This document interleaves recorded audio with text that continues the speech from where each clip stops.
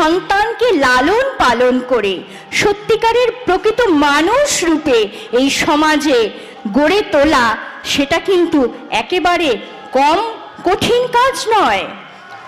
কারণ মায়ের আঁচলই হচ্ছে সন্তানের প্রথম গুরু বলেন বা পাঠশালা বলেন, যাই বলেন না কেন, মা হওয়ার আগে উমার মতো গজিয়ে উঠতে বলেছেন। নারীর প্রতিটি চাল চলন, অভ্যাস, ব্যবহার সেই কারণে নিয়ন্ত্রণে থাকতে হয়। আমরা অনেক সময় ভাবি বাচ্চা ছোট আছে তো যাই হোক না কেন, ওই বড় হলে কিন্তু ঠিক হয়ে যাবে। বাস্তবে কিন্তু তা হয় না। ছোট বাচ্চারা যে ছোট্ট বয়সে তাদের ব্রেনটা বা তাদের মস্তিষ্কটা এমন থাকে, তারা যে জিনিসটা দেখে সহজে কিন্তু সেটাকেই গ্রহণ করে এবং বড় হয়েও কিন্তু সেই ভাবটা থেকেই যায়।